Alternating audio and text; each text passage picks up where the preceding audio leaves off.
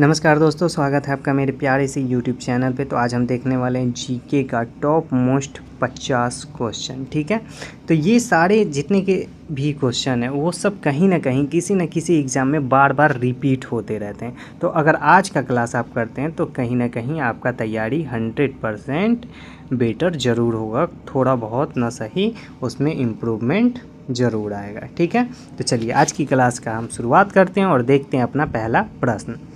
तो हमारा जो पहला प्रश्न है वो है, भारतीय संविधान की प्रस्तावना में समाजवादी और पंथ निरपेक्ष शब्द किस संविधान संशोधन के द्वारा जोड़े गए? ऑप्शन है 42वां संशोधन, 44वां संशोधन, 52वां संशोधन और 61वां संशोधन। तो इसका जो सही उत्तर है वो है 42वां संविधान संशोधन। ठीक है, 42वां संविधान संशोधन में समाजवादी और पंथ निरपेक्ष शब्द संविधान में जोड़े गए थे।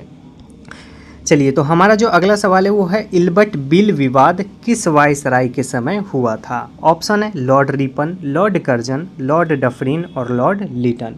ठीक है, तो इसका जो सही उत्तर है वो है लॉर्ड रिपन। लॉर्ड रिपन के समय इल्बर्ट बिल विवाद हुआ था।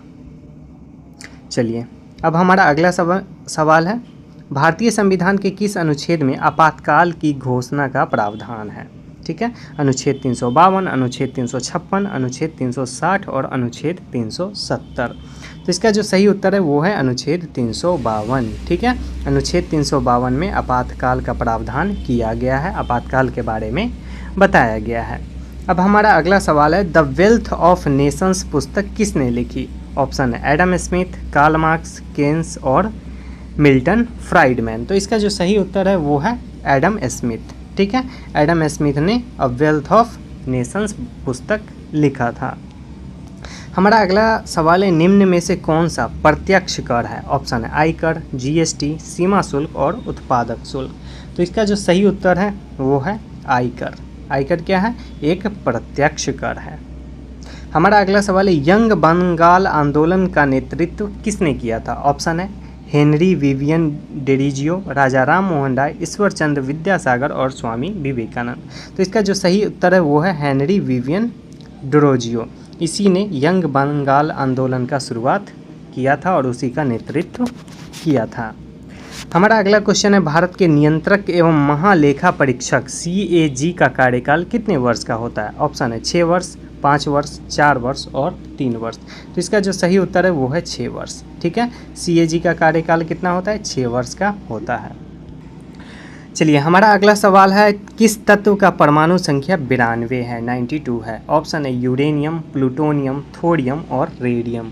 तो इसका जो सही उत्तर है वो है यूरेनियम। ठीक है, यूरेनियम का परमाणु संख्या 92, 92 है। मॉन्टेग्यू चेम्सफोर्ड सुधार किस अधिनियम से संबंधित है? ऑप्शन है भारत सरकार अधिनियम 1919, भारत सरकार अधिनियम 1935 और regulating act 1773, Pitt's India act 1784।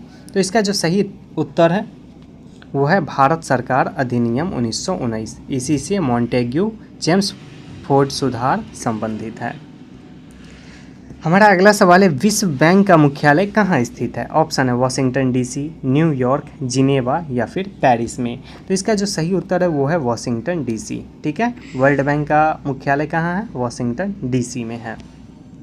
हमारा अगला सवाल है, भारत में शून्यकाल 0 आवर की शुरुआत किस सदन में हुई थी? ऑप्शन है लोकसभा, राज्यसभा, विधानसभा और विधान परिषद। तो इसका जो सही उत्तर है वो है लोकसभा। लोकसभा में 0 आवर शून्यकाल का शुरुआत हुआ था।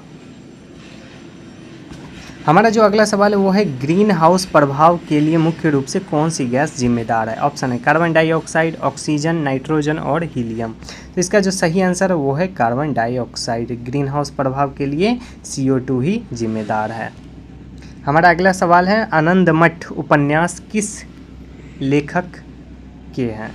यानी कि आनंदमठ उपन्यास जो है वो किन के द्वारा लिखा गया है? तो ऑप्शन है बंकिम चंद्र चट्टोपाध्याय, रविन्द्रनाथ टैगोर, प्रेमचंद्र और सत्यचंद्र। तो इसका जो सही उत्तर है वो है बंकिम चंद्र चट्टोपाध्याय के द्वारा आनंदमठ पुस्तक लिखा गया है। हमारा अगला सवाल है, भारतीय संविधान का कौन सा भाग राज्य के नीति निर्देशक तत्वों से संबंधित है?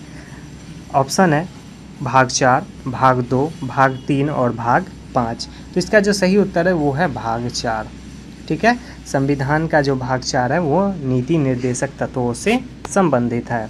हमारा अगला क्वेश्चन है ऑपरेशन ब्लू स्टार किस वर्ष चलाया गया था? ऑप्शन है 1984 में, 1975, 1991 और 1962।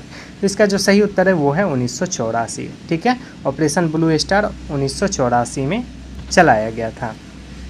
हमारा अगला सवाल है किस ग्रह के सर्वाधिक उपग्रह हैं, यानी कि सर्वाधिक सबसे ज़्यादा उपग्रह किस ग्रह के उपग्रह करो इसको। हमारा अगला सवाल है किस ग्रह के सर्वाधिक उपग्रह हैं? ऑप्शन है शनि, बृहस्पति, मंगल और यूरेनस। तो इसका जो सही उत्तर है वो है शनि, ठीक है। शनि के सबसे ज़्यादा उपग्रह हैं। हमारा अगला सवाल है आर्य समाज की स्थापना किसने की? ऑप्शन है दयानंद सरस्वती, राजा राम मोहन राय, विवेकानंद और रामकृष्ण परमहंस। तो इसका जो सही उत्तर है वो है स्वामी दयानंद सरस्वती। इन्हीं के द्वारा आर्य समाज का स्थापना किया गया था। हमारा अगला सवाल है भारत का पहला chief of defence staff CDS कौन था? ऑप्शन है बिपिन रावत, MN नरवणे, करमबीर सिंह और दलवीर सिंह सुहाग। तो इसका जो सही उत्तर है वो है बिपिन रावत, ठीक है। पहला CDS यानी कि चीफ ऑफ डिफेंस स्टाफ कौन थे? बिपिन रावत थे। हमारा अगला क्वेश्चन है मिलिंद पन्हो किससे संबंधित है? ठीक है, अगला क्वेश्चन क्या है? मिलिंद पन्हो किससे संबंधित है? बौद्ध साहित्य से, जैन साहित्य से, वैदिक साहित्य से या फिर संगम साहित्य से? तो इसका जो सही उत्तर है वो है बौद्ध साहित्य से, ठीक है। मिलिंद पन्हो बौद्ध साहित्य से संबंधित है। हमारा अगला प्रश्न है निम्न में से कौन सा विटामिन जल में घुलनशील है? ऑप्शन है vitamin C, vitamin A, vitamin D और विटामिन K। तो इसका जो सही उत्तर है वो है विटामिन C, ठीक है। विटामिन C जल में घुलनशील होते हैं। हमारा अगला क्वेश्चन है भारत में GST किस वर्ष लागू किया गया था? 2017, 2015, 2014 और 2019। तो इसका जो सही उत्तर है वो है 2017। 1 जुलाई 2017 को GST लागू किया गया था। हमारा अगला प्रश्न है लौह पुरुष के नाम से किसे जाना जाता है? ऑप्शन है सरदार वल्लभ भाई पटेल, सुभाष चंद्र बोस, लाल बहादुर शास्त्री और बाल गंगाधर तिलक। तो इसका जो सही उत्तर है वो है सरदार वल्लभ भाई पटेल। इन्हीं को लौह पुरुष के नाम से जाना जाता है। हमारा अगला सवाल है माइक्रोबायोलॉजी के जनक किसे कहा जाता है? ऑप्शन है लुई पाश्चर, न्यूटन, डार्विन और मेंडल। तो इसका जो सही उत्तर है वो है लुई पाश्चर, ठीक है। लुई पाश्चर को माइक्रोबायोलॉजी का जनक कहा जाता है। हमारा अगला सवाल है संविधान सभा का प्रारूप समिति के अध्यक्ष कौन थे? ठीक है, अगला सवाल क्या है? संविधान सभा की प्रारूप समिति के अध्यक्ष कौन थे? ऑप्शन है डॉक्टर भीमराव अंबेडकर, जवाहरलाल नेहरू, डॉक्टर राजेंद्र प्रसाद और सरदार पटेल। तो इसका जो सही उत्तर है वो है डॉक्टर भीमराव अंबेडकर। प्रारूप समिति के अध्यक्ष कौन थे? डॉक्टर भीमराव अंबेडकर। अब हमारा अगला सवाल है दास प्रथा उन्मूलन का संबंध किस अमेरिकी राष्ट्रपति से है? ऑप्शन है Abraham Lincoln, George Washington, John F Kennedy और थियोडर रूजवेल्ट। तो इसका जो सही उत्तर है वो है अब्राहम लिंकन, ठीक है। दास प्रथा का उन्मूलन अब्राहम लिंकन ने किया था, ठीक है। अब हमारा अगला सवाल है किस राज्य को भारत का मसाला उद्यान या फिर मसालों का बगीचा कहा जाता है? ऑप्शन है केरल, कर्नाटक, तमिलनाडु और असम। तो इसका जो सही उत्तर है वो है केरल, ठीक है। केरल को भारत का मसाला उद्यान कहा जाता है। हमारा अगला सवाल है फोबियन सोसाइटी किस देश से संबंधित है? ऑप्शन है इंग्लैंड, फ्रांस, रूस और जर्मनी। तो इसका जो सही उत्तर है वो है इंग्लैंड, ठीक है। इंग्लैंड से ही फोबियन सोसाइटी संबंधित है। हमारा अगला सवाल है भारत के किस राष्ट्रपति ने सबसे अधिक समय तक पद संभाला? ऑप्शन है doctor Rajendra Prasad, doctor APJ Abdul Kalam, S Radhakrishnan और ज्ञानी जैल सिंह। तो इसका जो सही उत्तर है वो है डॉक्टर राजेंद्र प्रसाद, ठीक है। इसका सही उत्तर क्या है? डॉक्टर राजेंद्र प्रसाद। हमारा अगला सवाल है ओजोन परत मुख्यतः किस मंडल में पाई जाती है? ऑप्शन है समताप मंडल, क्षोभ मंडल, आयान मंडल और बहिर्मंडल। तो इसका जो सही उत्तर है वो है समताप मंडल, ठीक है। समताप मंडल में ही ओजोन परत पाई जाती है। हमारा अगला सवाल है स्वराज्य मेरा जन्मसिद्ध अधिकार है किसने कहा था? बाल गंगाधर तिलक, महात्मा गांधी, लाला लाजपत राय और गोपाल कृष्ण गोखले। तो इसका जो सही उत्तर है वो है बाल गंगाधर तिलक। इन्होंने ही कहा था कि स्वराज मेरा जन्मसिद्ध अधिकार है और मैं उसे लेकर रहूँगा। चलिए हमारा अगला सवाल है भारत के संविधान में मौलिक कर्तव्य किस देश से लिए गए हैं? ऑप्शन है रूस, अमेरिका, ब्रिटेन और फ्रांस। तो इसका जो सही उत्तर है वो है रूस। ठीक है, मौलिक कर्तव्य कहाँ से लिया गया? रूस से लिया गया है। हमारा अगला सवाल है नालंदा विश्वविद्यालय को किसने नष्ट किया था? ऑप्शन है बख्तियार खिलजी, मोहम्मद गौरी, अलाउद्दीन खिलजी या फिर बाबर। तो इसका जो सही उत्तर है वो है बख्तियार खिलजी। इसी ने नालंदा विश्वविद्यालय में आग लगाया था। हमारा अगला सवाल है निम्न में से कौन सा नोबेल गैस है? ऑप्शन है हीलियम, ऑक्सीजन, हाइड्रोजन और नाइट्रोजन। तो इसका जो सही उत्तर है वो है हीलियम। ठीक है, हीलियम एक नोबेल गैस है। हमारा अगला सवाल है साइमन कमीशन भारत कब आया था? 1928 में, 1919 में, 1935 में या फिर 1942 में। तो इसका जो सही उत्तर है वो है 1928 में। ठीक है, साइमन कमीशन कब भारत आया था? 1928 में।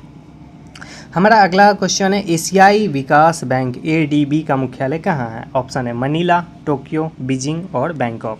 तो इसका जो सही उत्तर है वो है मनीला फिलीपींस में इसका मुख्यालय है ADB का। हमारा अगला क्वेश्चन है भारतीय पुनर्जागरण का जनक किसे कहा जाता है? ऑप्शन है राजा राम मोहन राय, विवेकानंद, दयानंद सरस्वती और ईश्वरचंद विद्यासागर। तो इसका जो सही उत्तर है वो है राजा राम मोहन राय। ठीक है, भारतीय पुनर्जागरण का जनक राजा राम मोहन राय को कहा जाता है। हमारा अगला सवाल है मानव शरीर में सबसे बड़ी ग्रंथि कौन सी है? ऑप्शन है यकृत, अग्नाशय, थायराइड और पिट्यूटरी। तो इसका जो सही उत्तर है वो है यकृत। ठीक है, मानव शरीर की सबसे बड़ी ग्रंथि कौन सी है? यकृत है। हमारा अगला सवाल है रैयतवाड़ी व्यवस्था किसने प्रारंभ की? ऑप्शन है Thomas Munro, Lord Cornwallis, William Bentinck और वॉरेन हेस्टिंग्स। तो इसका जो सही उत्तर है वो है थॉमस मुनरो। इसी ने रैयतवाड़ी व्यवस्था का शुरुआत किया था।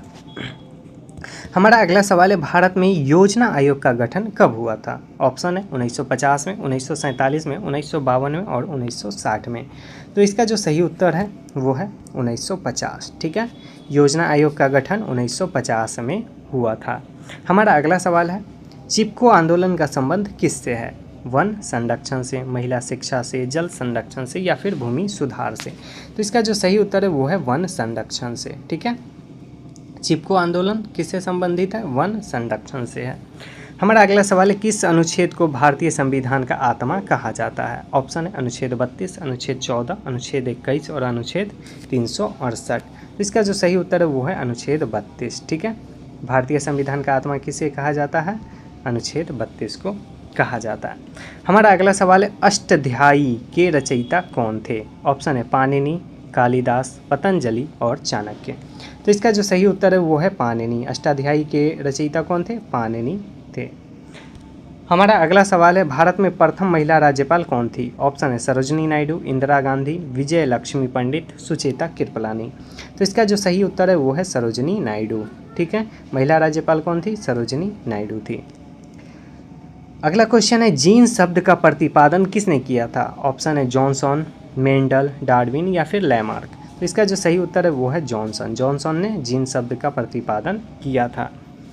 हमारा अगला सवाल है गुट निरपेक्ष आंदोलन के संस्थापकों में कौन शामिल नहीं थे? अब्राहम लिंकन, नेहरू, टीटो या फिर नासिर। तो इसका जो सही उत्तर है वो है अब्राहम लिंकन। ठीक है, अब्राहम लिंकन गुट निरपेक्ष आंदोलन में शामिल नहीं थे।